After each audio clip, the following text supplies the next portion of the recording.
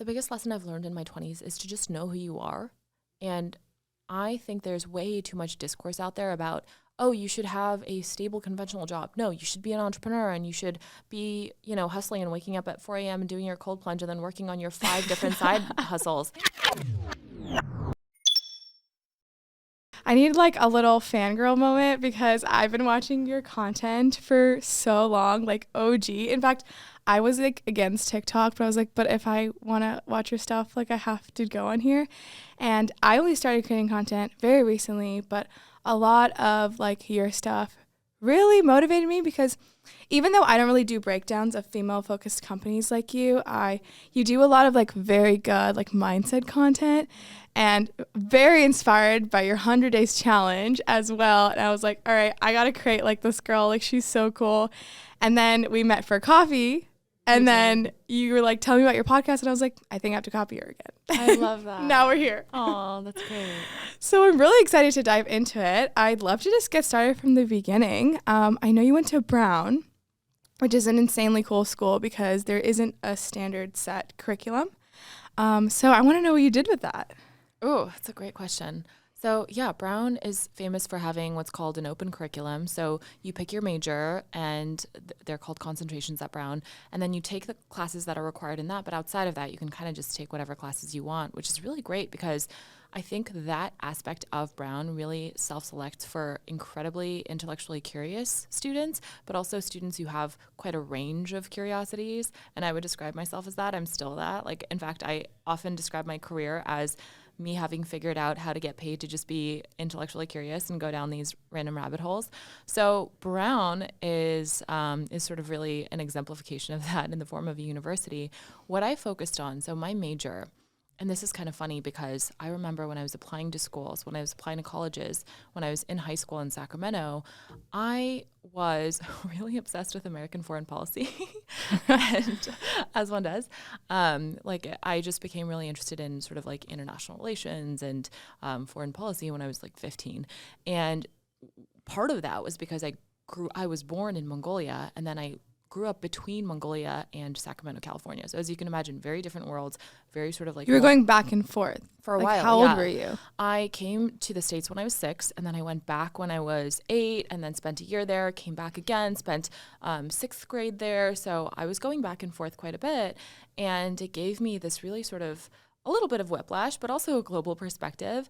And it just made me curious about why some countries have certain living standards and others have different ones.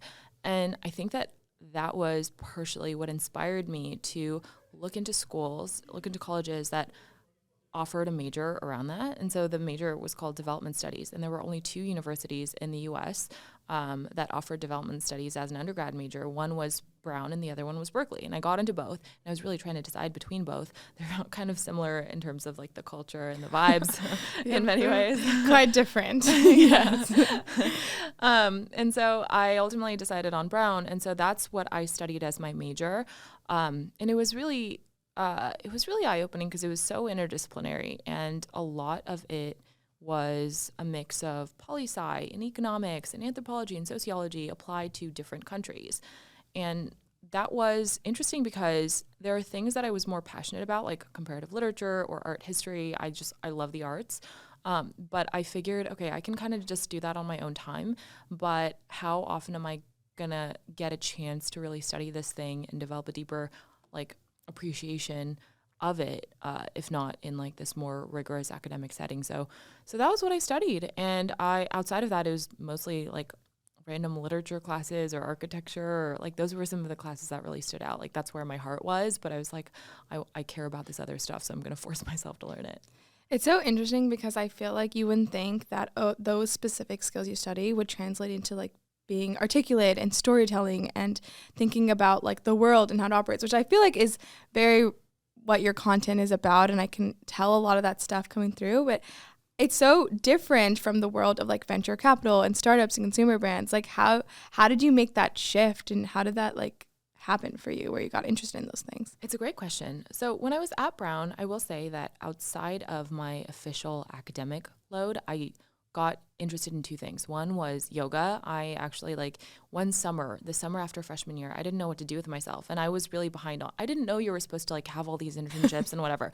Nobody taught me that. You know what I mean? Nobody taught me how to get into college. Nobody taught me how to get a good job. So I was kind of figuring it all out on the fly. And it was almost summer after freshman year. I didn't know what to do with myself. And I was telling my best friend, I don't really have plans. And she was like, why don't you get your yoga teacher training certification? And I was a really avid yogi. I loved doing yoga, practicing yoga. And for me, it was not, I want to teach yoga. It was just, I want to deepen my practice. So I did that. But then when I came back the next year, sophomore year, there were a group of students many of them were friends of mine who had also gone through something like that. And we just started teaching our classmates, our peers, and also professors who wanted a space to just kind of do yoga on campus. So that became the thing I did for that was I was the yoga girl basically, which was kind of funny.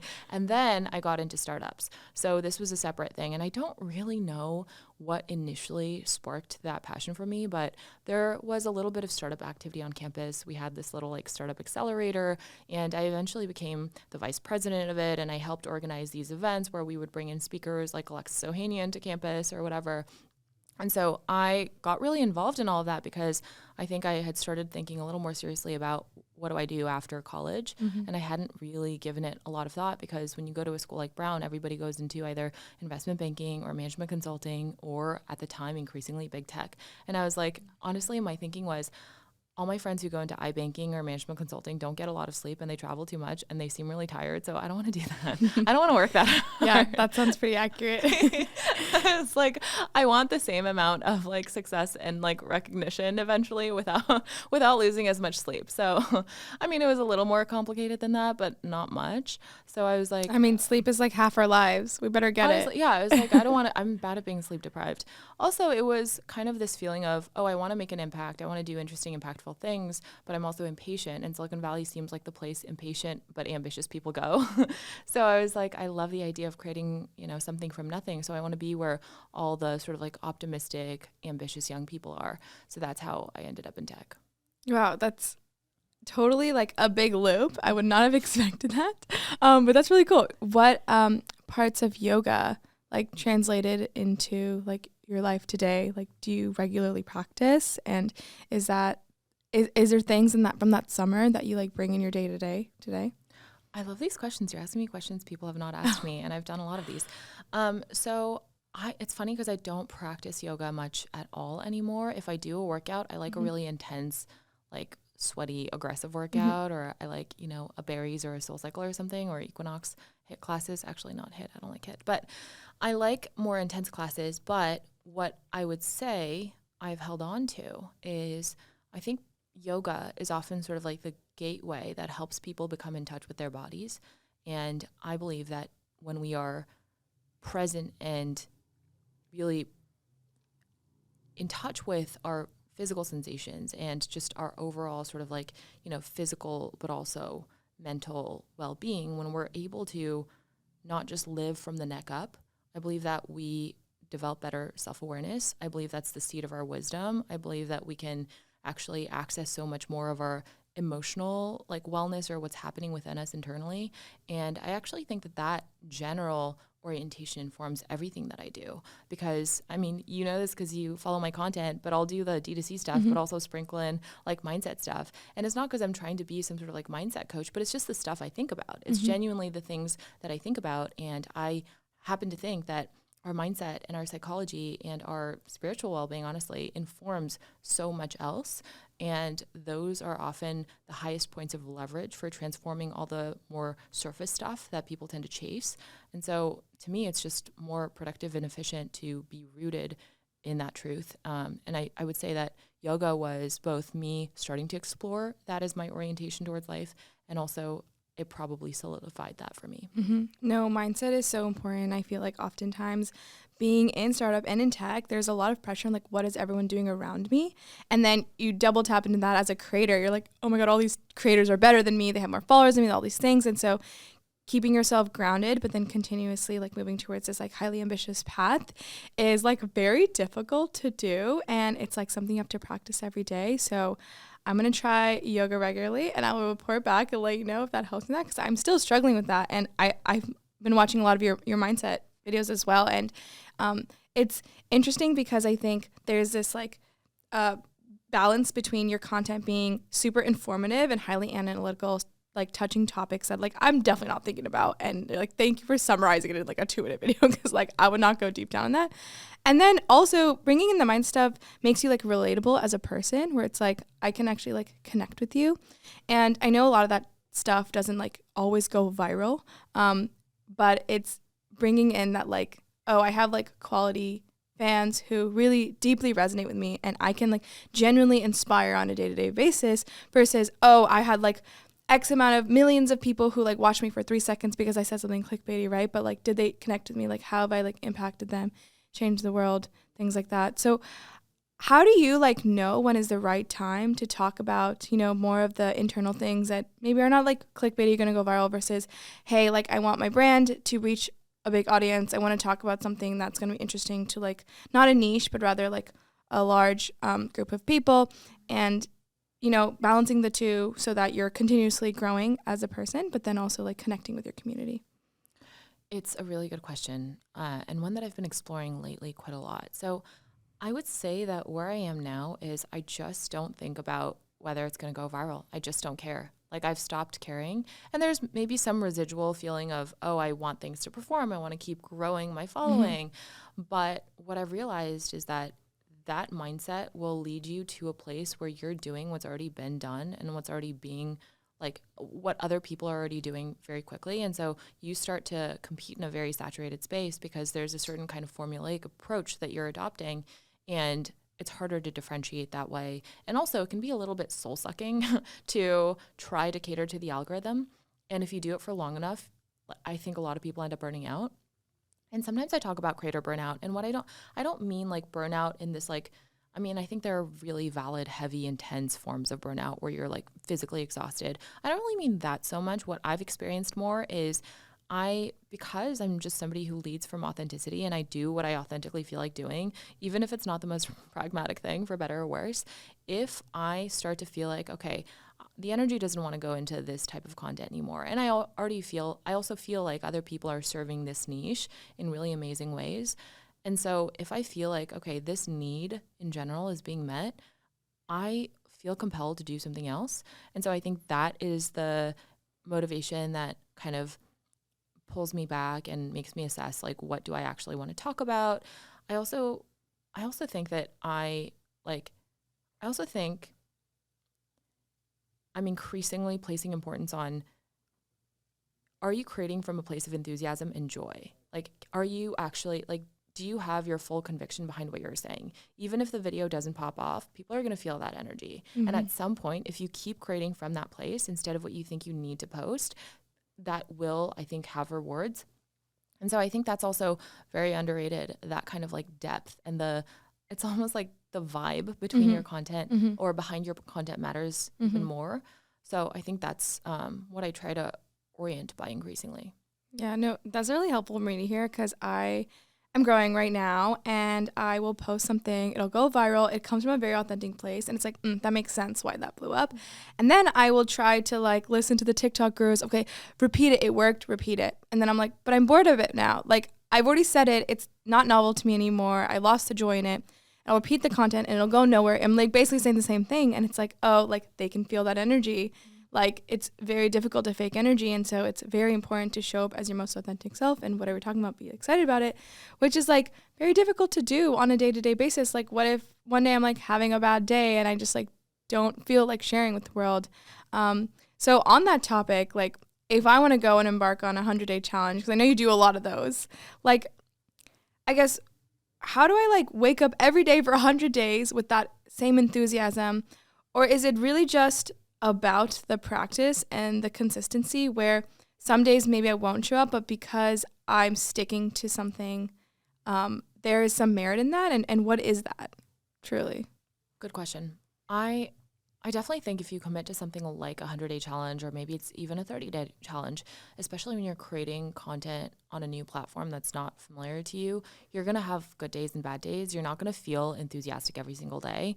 And I actually think that that is sort of the point. The reason I like these 100-day challenges is, for me, they're a way to get outside of my comfort zone and do something that's a little bit scary and uncomfortable for me, but that also helps me sort of like lean into that discomfort a little more. So I think that's a really important muscle to build that's transferable to any area of your life. And it's also just like a more enriching way to live, I think, when we're confronting our fears. Because if you're afraid of some sort of creative endeavor or professional endeavor, that actually means there's something there. You wouldn't be afraid of it if it mattered to you not at all, right? Like the fact that there's fear there, it's almost like the other side of that is kind of a thrill or an exhilaration or a curiosity. Right. And so that, to me, is a sign to lean into it. And because that exercise in itself, just showing up every single day for a consistent number of days, is the work in and of itself, that is the thing that keeps me going. And I'm not that attached to the output.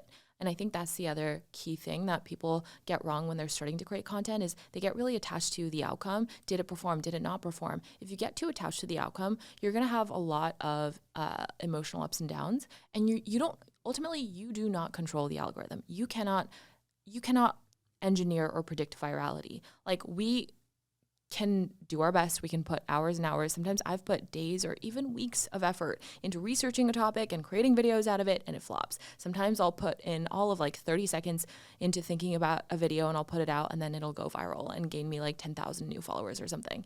So I've had both of those happen. So what that tells me is, if I get emotionally attached to those outcomes, I am in for quite a ride, and it's going to burn me out pretty quickly. But instead, if I get attached to the thing that I can control, which is the input, right? It's how consistently I show up and the quality of what I do and how much energy and enthusiasm I try to orient by.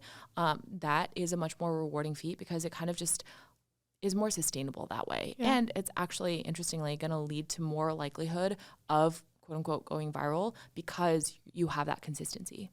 Yeah, no, that makes sense. I mean, a lot of people are like, oh, you just need like a few big hits and then you're like basically a internet celeb, like you're an influencer now. And it's like, not really. Like, based on the fact that you like can't predict this, your output and like your result of like your work is actually the average of all the 3-week-long videos and the 30-second videos. And that collectively, it just shows like, oh, it's just a sum of just consistent hard work.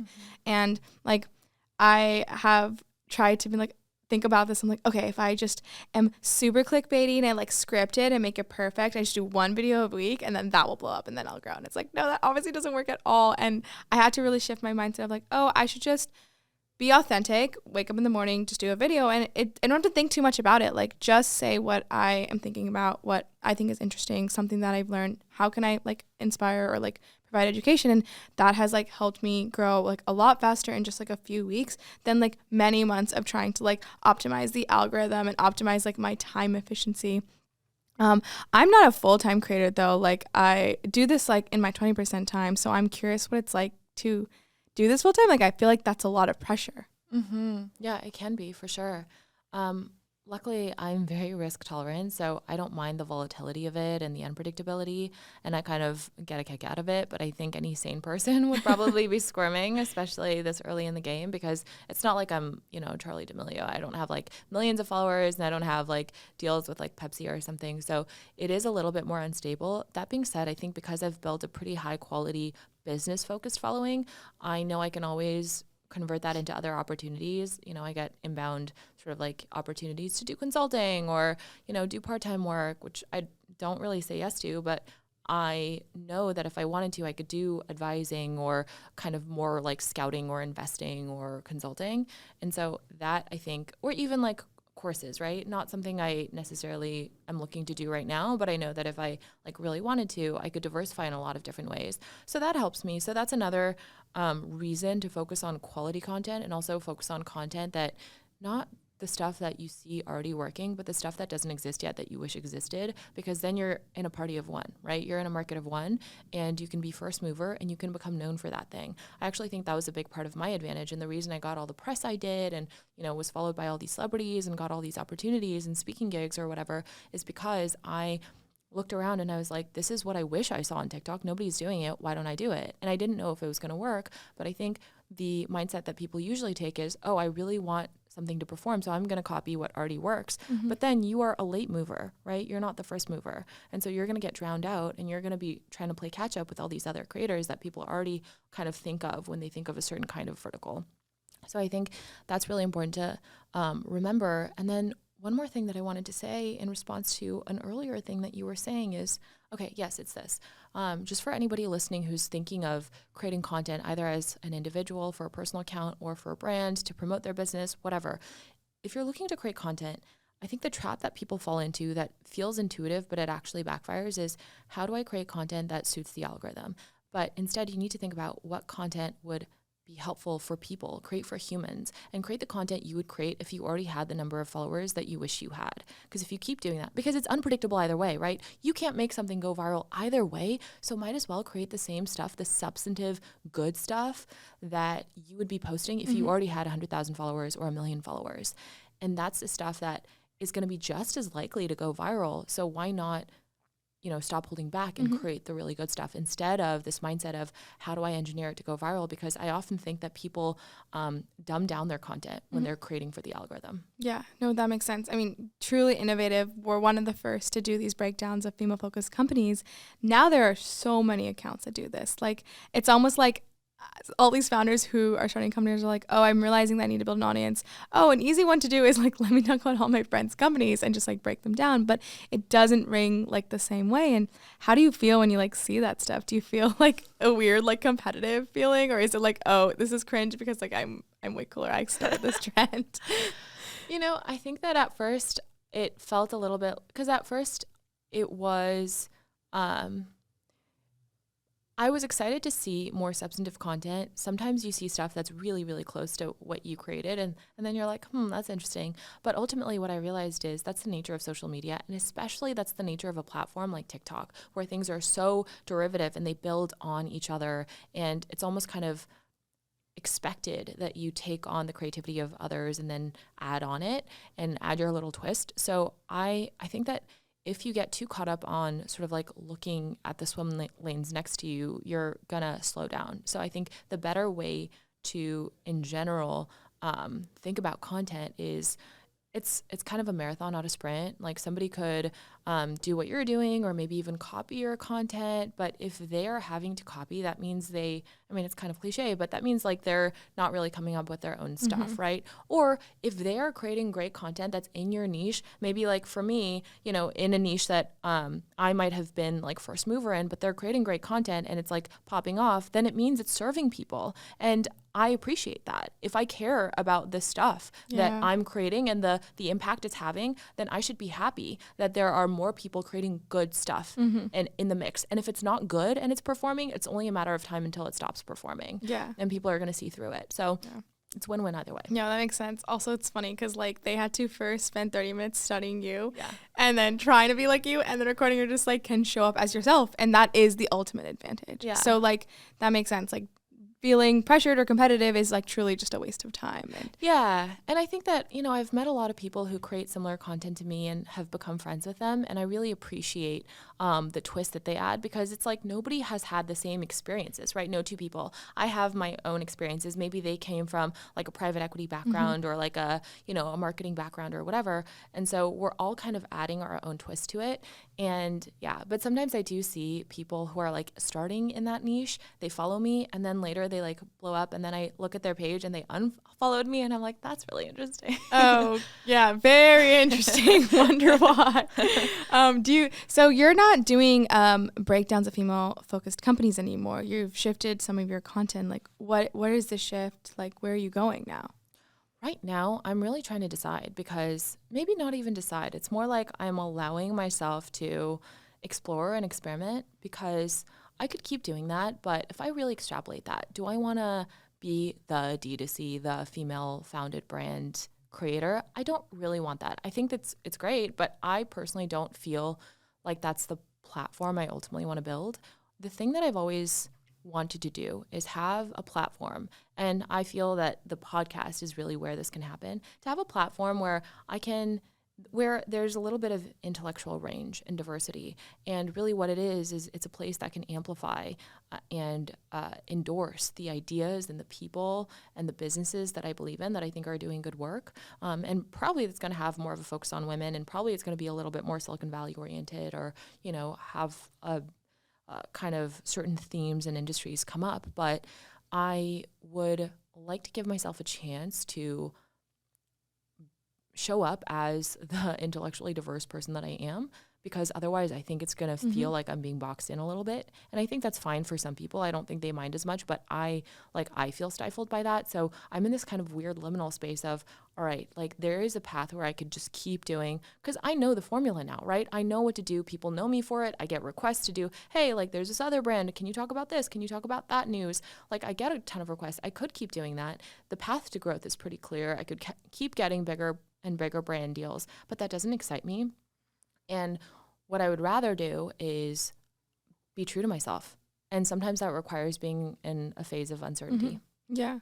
Well, I'm sure you've gotten this many times, but have you thought about starting a fund? Why or why not? And I know I'm not the first one to ask you this. So I have thought about it. I definitely thought about it when things started to really initially take off, because I thought this is interesting because I'm getting access to a lot of good deal flow, and I'm meeting all these people, and I'm meeting a lot of other creators because I create content about the creator economy. I'm meeting other creators who could, you know, go in on these deals with me. So I thought about that. What I would say is it's not a no, but the thing about starting a fund, it's so much harder than people realize. Yeah. And if you so much as raise one fund, you're basically saying yes to focusing most of your time on that thing for the next 10 to 12 years is the life cycle of one typical fund. And if you raise fund two, which hopefully you do, within a few years after you close the first fund, then you are, you know, signing up for like 15 and then like 20 years of a certain career path. I can't decide what I want to do next week. So that kind of commitment is scary to me. So for now, I'm going to focus on scouting. I'm going to do more angel investing. I'm going to help connect people to interesting deals and, you know, connect some of those dots and introduce people to each other. But the idea of saying yes to that before I've figured out some other things feels a little bit premature to me, because I think venture capital just sounds a lot sexier to people than it actually sometimes is. Yeah, no, I mean, I like for a while there was this weird feeling of, do I start a company or should I start a fund? Like Junshi is a community and we do have deal flow, right? And it's kind of this like state of it could be really anything. And I basically had the same realization as you. I was like, oh, like that is like so much work and I can barely know what I want to do. And it takes so long for this to actually like come through. So I'm very pro like angel investing. And like I feel like this idea of like building a fund and responding to traditional LPs and like adding all that paperwork and like that, I feel like that's going to be outdated so soon. And I mean, one of your videos said this, you were like, influencers are going to become angel investors, and angel investors and just funds in general are going to have to become media companies. And we're all going to have to be like these multifaceted people who do all these different things. And so this idea of like, I'm a fund or I'm a creator, or I'm a company, it's almost like feels like it's going to go out the window. Yeah. Right. Yeah. So maybe it doesn't even matter whether we're starting a fund or not, but rather that we are, you know, speaking our truth and sharing with the world and then using whatever we get to help amplify companies we care about. Yeah. And I think that points to another distinction I want to just underscore, which is you can invest in great startups without becoming a fund manager. Becoming a fund manager is a whole other ballgame. You are now, you know, you are now obligated to deliver a return to LPs. They become kind of like your bosses, right? And you are now working to constantly be pitching them, constantly trying to raise money from them and deliver returns to them and managing those relationships. Whereas if you're an angel investor, then it's kind of just you can do whatever you want. And you are beholden to nobody but your own bank account. So I think for people who are excited by the idea of investing in startups, maybe building a track record as an angel first is a better way to suss out if you even like it and if you're any good at it. Because again, it's something that sounds sexy, but like when you talk to enough actual investors, you start to like, I think there's sort of this archetype of a person who really just loves the game of investing. And I think that's what you have to have in order to be successful at it. Yeah. Because it's so hard. Almost like gambling. It is a little bit like gambling. Yeah, Honestly, and we don't casually say like everyone should be a gambler. Anyone can be an investor. It's like not that simple. It's really hard to be a top quartile fund. Yeah. And I think people underestimate just how difficult it is, and you don't even know how good at it you are until 4 or 5 years in. So it's a tough game. Yeah, no, that makes so much sense. So shifting gears a little bit, I know you've started a few companies, one that was featured on the New York Times, which is so cool. I want to hear more about what did you learn through that process? And then how did you eventually transition out of that and running your company to being a full-time creator? So I started 2 businesses, and I'll walk through those. Plus, it was a side project, honestly, that was in the New York Times. So what happened is in 2017, I started Potion, which was a clean fragrance retailer online. So the idea was there are all these beauty retailers that focus on clean beauty, non-toxic beauty, like Credo Beauty and Filane and Detox Market. And I'm kind of a Goop girly. I know Gwyneth Paltrow gets a lot of shade and people love or hate Goop, but I'm a total Goop girly. And I was like, what if this existed for fragrance? Because I love fragrance. I love beautiful, luxurious fragrances. My mom got me into it when I was younger, but there are very few brands out there that create truly good luxury grade fragrances that are complex but made of botanical transparent ingredients. So that was the idea. I partnered with an influencer to get it off the ground, which was super helpful, and bootstrapped that for a couple of years, and it was a great learning experience. I was wearing all the hats. It was a small business. It was not something I was going to raise capital for because just the business model wouldn't have made sense. So I was, I had boxes and boxes of perfume with me in my little apartment in Venice when I was working on this business. Ultimately, the business model was not profitable, and the unit economics were really, really tough to make it a scalable business. Plus, I didn't have enough upfront capital to be able to experiment with the acquisition channels and to find enough economies of scale in order to actually make it profitable.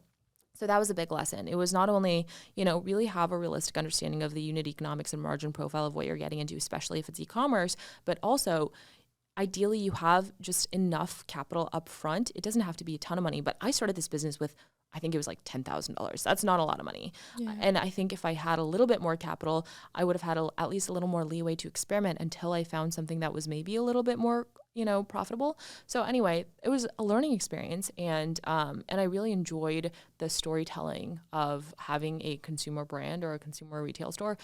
And that was my first business.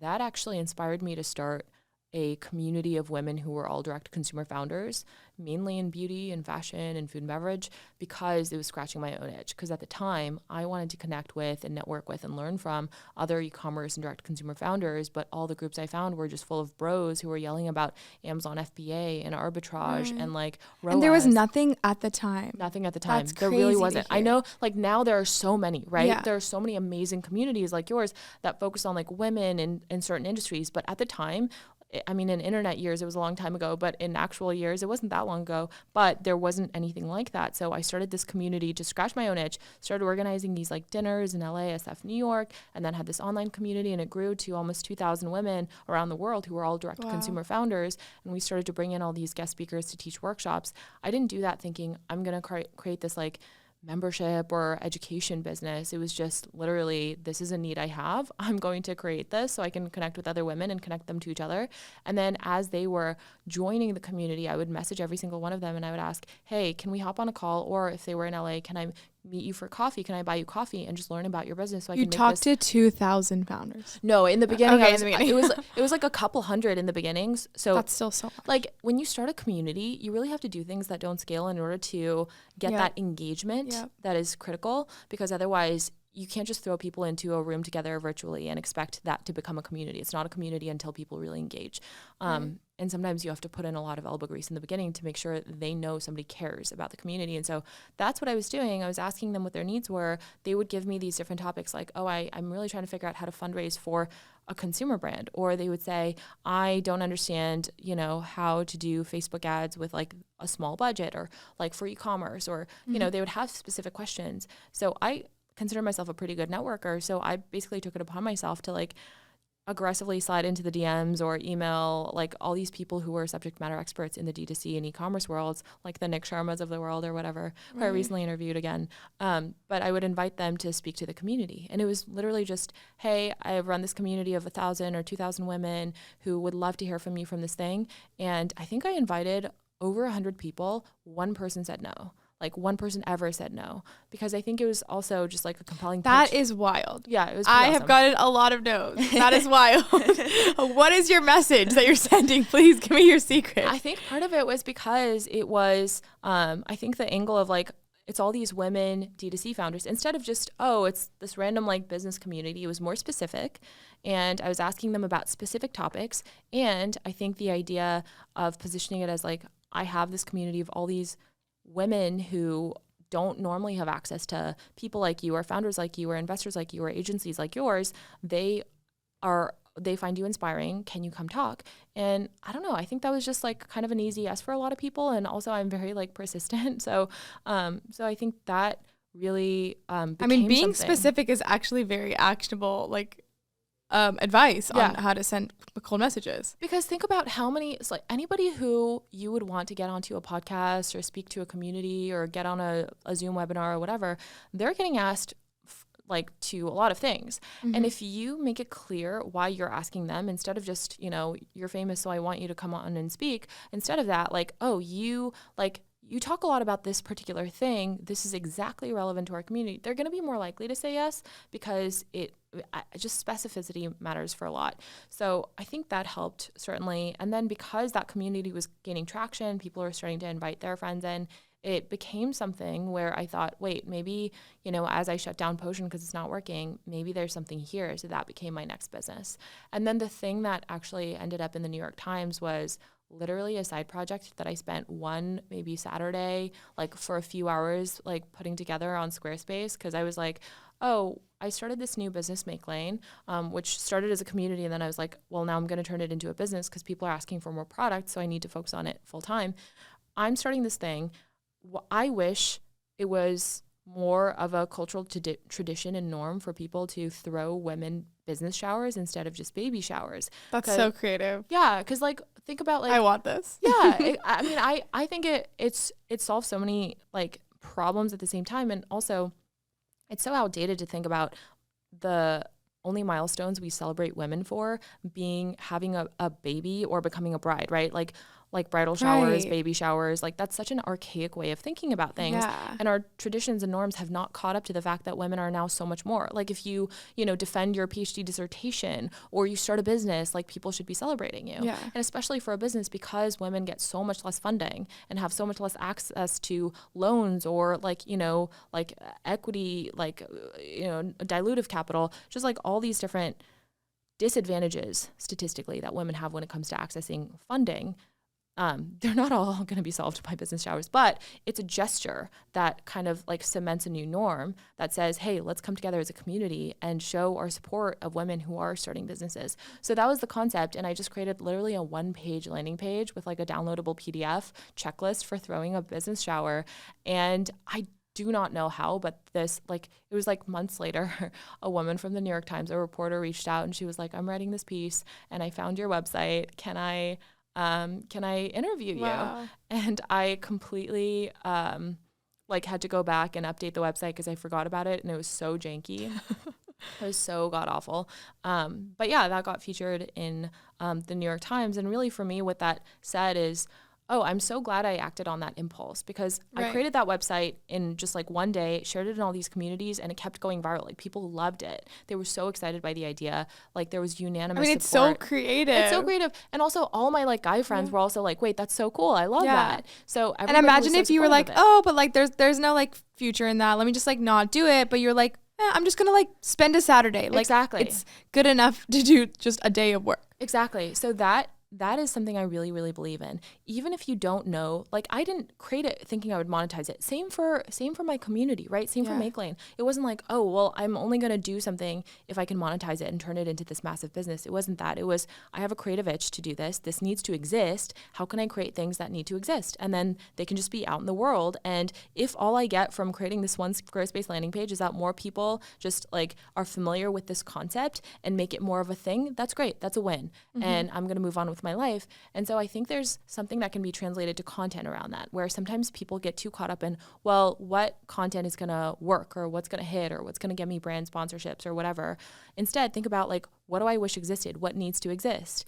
And just creating it for the sake of wanting to see it exist in the world can actually be, it can actually lead you to creating more inspired work that is much more likely to succeed in this paradoxical way. Right. It's interesting because in theory you could say, oh, this business like made no money, but actually it had more value than any revenue you could have because it gave you things that are probably priceless for your career, and you can hold that as your credibility. Like, hey, like I did something that featured on the New York Times. Like, who can say that, right? And how can you put a value to an accomplishment like that, right? So exactly, yeah. And all the press I've gotten, like I've gotten a lot of press, and all of it has been completely organic. I've been in, you know, like Glossy, or The Information did a profile on me, or Business to Fashion, WWD, like Morning Brew, New York Times, Business Insider, all this stuff completely organic because I'm so stubborn about just like following my creative impulse. Yeah. No, that's so interesting. And I feel like I specifically like have operated like that as well. And now I'm building a company that has fully started on a creative impulse. Like in fact, I ran this for several years with no intention of ever making money or ever quitting my job to do it full time. And it's funny how that happens, because if you're doing something just for the sake of doing it, not for the sake of making money, it actually comes from a very deeply authentic personal place. And those are the things that really resonate with people and actually can go places, right? So sometimes, ironically, thinking about business first isn't really the best way to put your best work out there. Completely. Yeah. I want to also talk about like, you've had like so many amazing podcast guests, and I know that's not like something like an overnight, just like 5 cold DMs that landed you these guests. I'm sure it was like built upon like years of building a network. What advice do you have for us who are like trying to build our network and, you know, be around like important people, successful people? But I feel like I get really intimidated. Like, oh, why would they want to talk to me? Like, I haven't achieved what they have achieved yet, and they're not going to like listen to my response. So how do you grow a network, and like how do you actually do it like authentically so they actually like want to see you as a peer in that process? Yeah. I will illustrate 2 scenarios. So one, and that'll lead to my answer. When I was working on Make Lane, which is the community with the membership and the courses that we were doing all around women in D2C, right? Helping them figure out how to start and scale their brands. When I was doing that, I had this dream list of guests. And I did say that nobody's ever said no, but a lot of people ignored me. Once I got the foot in the door of the conversation, then most people said yes. But I was sending a lot of DMs. I was sending a lot of cold emails. I was trying to get intros through my existing network, which was like decent, but it wasn't anything crazy at the time. And so I got a lot of, you know, just like doors that would not open for me. Fast forward a few years, and with this TikTok stuff, a lot of the people who are on my dream guest of instructors and guest speakers, they reached out to me. Their teams reached out to me. They've slid into my DMs. Actually? Totally, yeah. Oh my God, girl, you're an inspiration. What? Or they'll be like, oh, can we get dinner? Or let me know next time you're in LA or Miami or New York or whatever. And I like, now a lot of them are my friends. And so it's and I say that not because that in itself is the end all be all, but because the lesson here, the principle that I've learned from this is that if you focus, I have practical tips for like landing great guests, but also the underlying principle that I think for anybody, especially who's early in their career and wants to kind of like make it or has that energy, they have that hungry energy and that hustle. Like if you're trying to get to a certain point and trying to be in certain circles, the best way to do it is to be heads down, focused on creating great work around something meaningful to you, because then you're going to become somebody worthy of these people reaching out and wanting to connect with you. And it's all kind of going to happen organically. And I wish I understood that better. I mean, it made sense for me to be trying to reach out to these people when I was working on Make Lane because I wanted the best quality guests that I could have. But I think there's something about, like the way that my TikTok happened, which even though it looks like it was kind of an overnight thing, and, the before and after of my life around this time has been they're very different. To me, it feels like it was, like years in the works, years in the making. And then finally it happened to be TikTok that worked. But I've been creating a lot of different types of content on a lot of different places around similar themes for a long time. And so basically what I want to emphasize for anybody thinking, I want to connect with these people, but how do I get my foot in the door, is the long game should be to create good work that needs to exist and to do it really, really well and to be relentless. Because if you do that, you're going to become somebody worthy of, and everybody's worthy, but you know what I mean? Like professionally, it's going to be easier for you to magnetize these opportunities and serendipitous encounters into your life. On a practical level, how you connect with these people is, I think there's a lot to be said for being kind of shameless about reaching out to people, learning from them, having things that you care about that you want to talk to other people who care about the same thing around. So let me give you an example. If you want to, let's say, eventually start a company and raise capital, or if you want to break into venture capital or start a fund of your own, because I imagine a lot of your listeners are in tech. Yeah. If you want to do that, it's hard to just randomly like message somebody on LinkedIn and be like, you're a legendary investor. Can I pick your brain? They get thousands of those messages a month, right? Instead, if you say, I really care about this particular climate technology, and I've been spending all my time learning about it, and I saw that you invest in it, and I don't have an agenda here, but I have some like things that I've been thinking about. I want to learn what you have to say about it. And if you find something they also feel passionate about and try to connect with them on that basis, it's going to be a lot easier for you. So instead of making it about how can I pick your brain so I can just gain from a professional standpoint, it's about how can we both focus on the third thing that we care about, that we're both passionate about, and use those things to build your network, because that's going to make it so much easier. And then by the time that you actually need to, tap those people and ask them for a favor or whatever, then you're going to have built up a lot of goodwill and a lot of sort of like, equity in those relationships. Right. Yeah. No, like totally makes sense. You got to give value to get value. Like nothing is for free. And also goes back to your original advice of like being specific, right? Don't just say, hey, let's chat. I want to pick your brain. Like specifically talk about why you specifically want to talk to that person, how that resonates personally with you and something specific about you, right? So it like all of that was full circle. And honestly, in full transparency, like I thought you were gonna say like, oh, like I was building Make Lane and did a lot of cold DM, reached out to these guests, and then now I'm connected to them, so it's like easy to bring on the podcast. But no, actually what you said was, no, actually do great work in the world. Like you have to earn that place for people who are important and valuable to give you that time, because you have to first become important and value, because you got to bring value to the world in some way. Yeah, I would say so. And that's the reason I kind of bring it back to these fundamentals, because honestly, a lot of the guests that I think are like the most well-known on my podcast so far, their teams have reached out to me, or their PR people have reached out to me, or they've reached out, or like we got connected in some way at an event or something. So for the most part, a lot of my guests have been people who are inbound or who I already had relationships with because of all the TikTok stuff. So it's harder for me to give that advice of like, oh, just like know a lot of people and then you can ask them to just come on your podcast. Like it's hard. So that's not really practical advice, but what's more fundamentally actionable about it is this general principle of, if you are heads down doing good stuff in the world, it's just going to be pretty frictionless for you to cultivate these relationships. Yeah, that makes sense. I know you also weren't always in startup and venture capital and in the creator economy. Like you worked at Google too. That was your first job. Like how much of the stuff that you think about and the things that you feel strongly that you've learned through your journey have how much of that differs from big tech and working in big tech? Because a lot of our listeners are very interested about startups, but then a lot of them actually just genuinely want to break into big tech specifically because of the work-life balance there, or otherwise, whatever they're looking for in that. So do you have any thoughts around mindset or how to approach things differently or similarly if their path is super different, which I know you have experience with to talk about?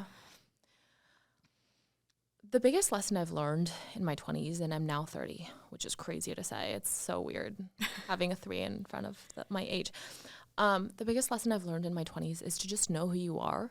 And I think there's way too much discourse out there about, oh, you should have a stable conventional job. No, you should be an entrepreneur and you should be, hustling and waking up at 4 a.m. and doing your cold plunge and then working on your 5 different side hustles.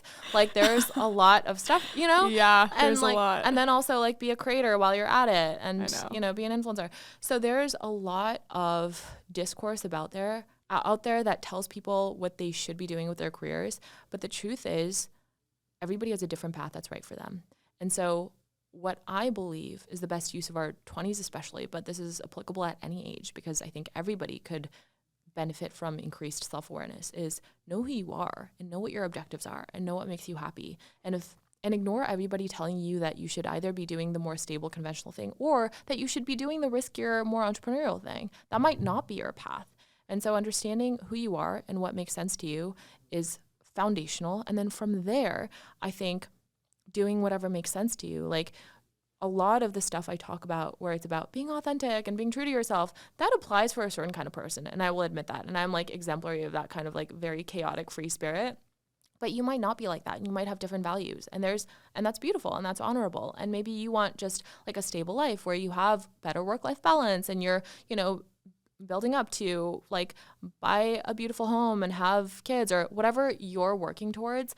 Just getting clear on what that is for you and then figuring out what's going to get you there. And then as far as like how to break into big tech or thrive in big tech, God knows. I don't know. Mine was like a fluke. So I mean, I started in big tech too, and I'm so far from it. So I totally resonate with that. Like no more commentary to add there.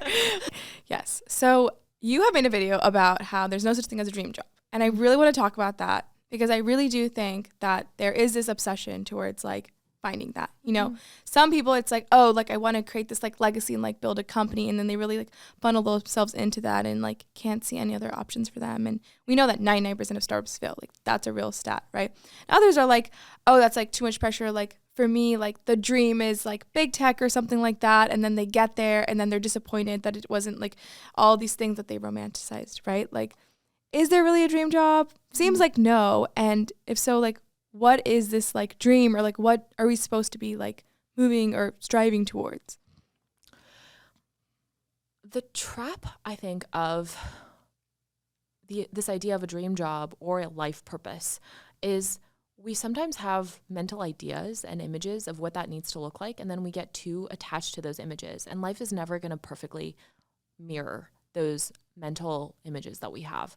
So I think that is where it becomes kind of unattainable. Instead, the way I like to think about, a job or a purpose or a career is, and this is going to get a little woo-woo for a second, but really the way I have evolved my understanding of like a calling or a life purpose or a mission or whatever is instead of thinking it has to be this one fixed static thing that looks exactly like this and that's the thing I do for the rest of my life as soon as I find it, instead of that, it's more like if you are true to yourself, moment to moment, what is the thing that wants to happen? Like, how do you meet the moment in front of you, right? Sometimes you're going to have needs or even financial needs that require you to be more conservative and to be more risk averse. Or maybe you want to explore a certain thing, build a certain skill set. Like that's what you meet in the moment. And then maybe there's a next chapter of your life. I'm a big believer that life increasingly happens in chapters. Gone are the days when we stay at the same company, moving up the corporate ladder for like 40 years and then retire, right? Like that is very outdated now. Most people don't live that way. Yeah, I don't even think it happens like that anymore. Yeah, it really doesn't. And so instead, like what I see more often, especially in tech, is you're at a certain job for like maybe 1.5 to 3 years, and then you build certain skill sets and you leverage that to get another job or start a company or whatever. The beauty, especially of Silicon Valley, is that it's so forgiving and it's so amenable to evolution, professional evolution. Like you can try your hand at, one kind of company or start something. And then even if it fails, it's not this sort of like, it's not this stain on your career. It's just an experience and you learned from it. And the industry in general appreciates that and understands that. And also I think it's healthy to have that attitude and mindset internally where you're thinking about things not as, oh, did this last forever? Or did it make me a billionaire? Or did it make me famous and put me on the cover of Forbes? Instead, you're thinking about it as, was it the truest thing I could have done in that moment? Did I feel fully utilized? Did I feel like I was sharing whatever my skills and gifts are and making some sort of contribution in a way that's impactful and meaningful for me? Like, if that's a yes, then I consider that a win. So I think just doing that and being open to what that looks like evolving over the years from chapter to chapter really frees us of this notion that there's some sort of like platonic ideal of a dream job or like a life purpose out there that is like this fixed static thing that we need to find. Yeah. But being true to yourself and finding like authentic meaning, that's like incredibly difficult to do. Like for some people it might be obvious, but for most people, even if they can recognize what you're saying, it's like, you're right, like authenticity is what leads to happiness. Like it's not like status or wealth. How, like, what are questions we can ask ourselves, or like, how can we practice better being true to ourselves? I feel like it's been something that I've struggled with for a lot of my career, and I'm still kind of struggling with that a little bit. Like, what is truly like, not just like the legacy that I want to leave on the world, because I think for me that's pretty clear now, and I feel like I'm doing that through Genchi, but it's like, how do I want to impart on that journey? You know, there's like so many questions. I mean, I could write a book on this because it's like 80%. Oh my God, please write a book. I would like I'll to. read it. And everyone will read it. So the biggest thing for anybody asking themselves, how do I live a more authentic life? How do I find my thing? What is my calling? What is my purpose? The biggest thing is that very often you have, if you are willing to hear the answer, and it's not going to come as this fully fleshed out plan and this user's manual to your entire rest of your life. It's not. It's going to come as one little nudge, basically. And that's, if you're lucky, you get that and maybe some other detail, but really it's going to come as a nudge. But the more sensitized and attuned you become to following your truth, and I'm not just talking about professionally or in career, I'm talking about in relationships. I'm talking about when people invite you to events and to you it's honestly not a hell yes, but you're like, okay, I'll do it anyway. Like those little moments when we have a certain truth, like a felt, like embodied truth, and we have this decision point to either say yes to it and honor it or to override it, those are the moments that help us build that muscle of self-attunement. And then once we build that self-attunement, once we're willing to hear our own truth and to uncover it and to honor it, is when that muscle gets strong enough that we can tap it and exercise it for the big questions, like our career, like our professional lives, like our creative lives. And that is where I find most of the work is. It's cultivating that attunement. And then the question is, what is blocking us from that attunement? It's fear. It's fear of, well, what will people think? Will I be okay? Will I be financially okay? Which is a very valid question, especially in an economy that, cripples most people with like student debt and, just like things are starting to cost more and more. And so that is very valid. There is a role that privilege plays in all this. And also besides that, can you trust yourself? Can you trust yourself to say yes to the thing that wants to happen through you? Can you trust that you are the right person to do it? Because often there are questions of, well, who am I to do that? Well, yeah, that would be nice, but like, I'm not ready to do that. I'm not qualified to do that. Who am I to do that? It couldn't be me, or like, I wish I could, but like, I can't because of X, Y, and Z. A lot of critical voices in our heads telling us that we can't do the thing that we wish we could do.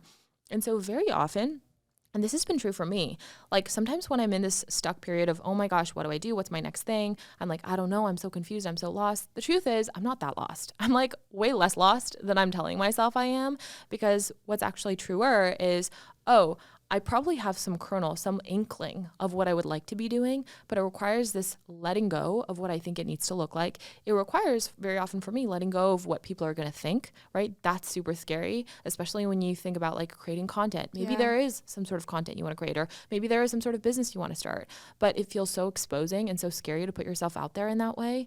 And we come up against all these sort of walls around what people are going to think of us, like, this very primal fear we have around being excluded or being, exiled from the tribe. And then that requires being willing to grapple with a lot of really fundamental, almost childhood wounds, I find. So then it becomes like really doing a lot of inner work. But the time is going to pass anyway. The years are going to pass anyway. And what else are you going to do? Yeah, no, that makes sense. I mean, this idea of like, it's cringe to put out content. Well, guess what? If it's cringe, no one will watch it anyways, because the algorithm will not push it. That's true.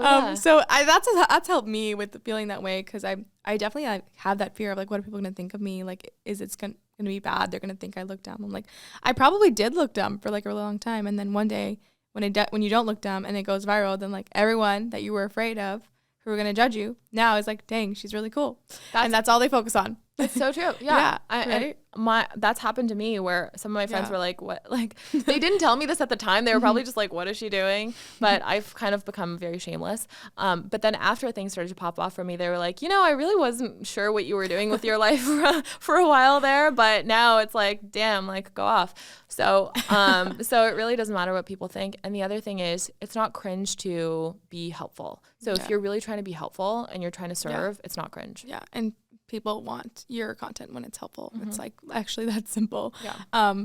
No, that's so true. And I feel like so oftentimes like this idea of like I have found my truth and I know my dream job is and all the things we've been talking about, like it's actually boring to be there. Like a lot of people say like you need to be obsessed with the journey, not about reaching there, because once you uncover you're there, they're going to just be like, okay, what's next? And then want to hop onto the next journey. So there is something exciting about being in a place of like unknowing, like what, like it's exciting, the thrill of like, well, what's next for me, right? And whatever like that moment is for you where you are unlocking that next level of your success, right? It's like everything that you're doing every single day and being authentic is only going to get you closer and closer to that. So it's like not work wasted.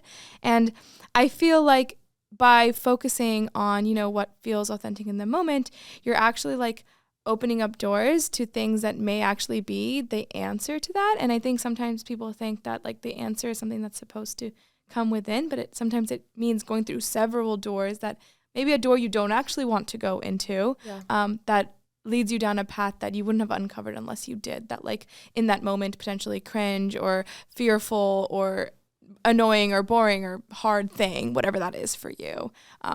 So I'm not there yet, but I'm telling myself that I just have to walk through more doors. It's so true. Yeah. And it's going to seem like, wait, that was a failure.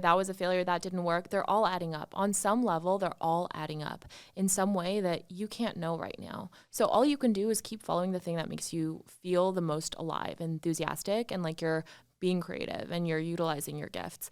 And for me, I like opened a lot of doors that led to nothing and eventually stumbled upon this whole TikTok thing. I could not have imagined that it would be TikTok that like led to this like inflection point in my career. I could not have imagined it, but I was really approaching it from the spirit of playfulness and curiosity and not being attached to outcomes because I didn't think it would go anywhere. And I really did the 100-day challenge because I was like, oh, well, this seems like a good thing to lean into the edge of my comfort zone. But it just goes to show you, like, you never know what it's going to be. So don't try to predict it. Just trust that it's all adding up. Yeah, no, it makes sense. As a full-time creator, like, do you have any fears about, or what is your greatest fear about being a creator?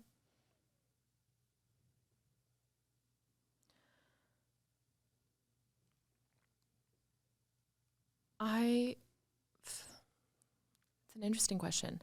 I think different parts of me fear different things.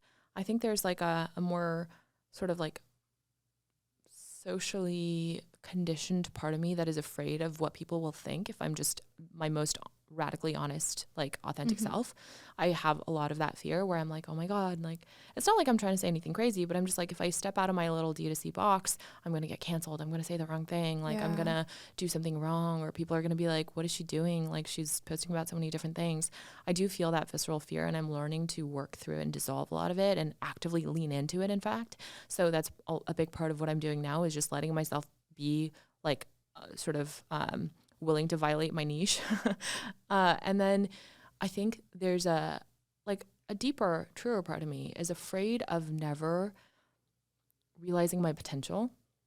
That is a fear I have. And so that really drives a lot of what I do increasingly. Before it used to be, I don't know, other sort of like other things like what if I never, I don't know, it was more like status and recognition oriented, but over the years, I've kind of lost, those things have lost sway over me. Mm-hmm. Yeah, that makes a lot of sense. Shifting gears a bit, like the creator economy and social media in general is like rapidly shifting, right? Like people are saying things like UGC is dead and like AI is going to like, I don't know, take over content creation. Like there's all these like claims out there. And then specifically, how is the creator economy going to like influence and evolve the way that D2C brands like grow and sustain themselves? A lot of that is also shifting, especially with like brand trust and celebrity brands. And these are all the things that you've talked about so many times. So like, What are your thoughts on all this, and where do you think this is going, and how is it shifting in the next like decade? So I tend to think a lot of these big sweeping statements that people make, and sometimes I even make with my videos, tend to be unnuanced. And sometimes you just kind of need that as a hook to like lead people into the content. But when people say UGC is dead or AI is taking over, it's never truly that black or white, right? It's a lot more nuanced than that. Truth is always in the gray areas. So with those things, I actually feel less convinced that those are going to be the big sweeping tectonic shifts in the creator economy. I'm much more convinced that what's actually going to be the evolution, what that is going to look like is it's just going to be an acceleration of what we already see happening. First being, there's so much noise out there, and that is going to get sort of like exponentially increased, especially with the addition of AI being this new sort of predominant mode of content creation. There's going to be so much noise out there that it's going to create this very low signal to noise ratio. But that's also an opportunity, because that means if you do create good quality content, you're going to stand out more. And if you're a good curator also, you're going to stand out more, because people need ways to wade through all this noise and all the garbage that's going to be produced online. So that's one thing. There's just going to be a lot of noise. And so that creates sort of a burden, but also an opportunity. The other thing is, I think that increasingly the atomization of society, and also the always on, ever present, like 24/7 online nature of just being like a modern citizen today means that we are going to connect much more emotionally to content than ever before, and we're going to crave that. And so it's not only the influencers who are going to have to create genuine connections and build relationships, and maybe they're going to do it in more sort of like niche ways where they're speaking to a very specific kind of person and build not like this massive Addison Rae, Charli D'Amelio type following, or this like, you know, huge like Emma Chamberlain type following, but more of like a following that has really deep, high quality, engaged relationships with a very specific kind of avatar. Like that's going to become more of a thing. But also D2C brands and companies and what used to be nameless, faceless corporations, they're going to need to humanize more and become media companies. And I've posted about this, and people talk about how, you know, D2C brands especially have to be media companies. But the truth is, everybody is a media company now. Yeah. And the way you stand out is not just by, you know, 10 ways that AI is going to change the world, like thread emoji. You know, it's not going to be, it's that, nobody's inspired by that. And instead, what is really going to make an impact is for it's kind of a paradox, because every company and every sort of organization and entity needs to think of themselves as a media company, but that media company also needs to feel human like an individual. So the people who can play that game the best are going to succeed. They're going to stand out, and they're going to build relationships, and that's going to sustain your success. Right. Every company needs to be a media company, not just D2C brands, for sure. That is a hard truth for Silicon Valley to like engulf. Now founders have to also be creators and really think about that. And that is just the competitive world that we live in today. And as technology advances and becomes easier than ever to build a company and easier than ever to like bring software to market, like there's going to be new and novel and creative ways for people to differentiate. And ultimately that's going to happen through media and marketing. So that like makes so much sense. Yep. If you could go back to your younger self and tell her one piece of advice, what would you tell her?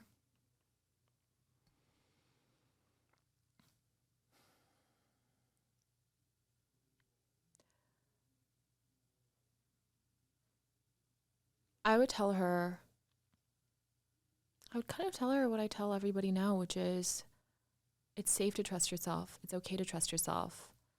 It's rewarding to trust yourself. Everything you want on the other side of all of this confusion and stuckness that you're feeling right now is on the other side of learning to deeply trust your own creativity, your own inspiration, your own passions and interests, and the totality of all what you perceive to be your strengths and your weaknesses and your so-called flaws and shortcomings. They are all there for a reason.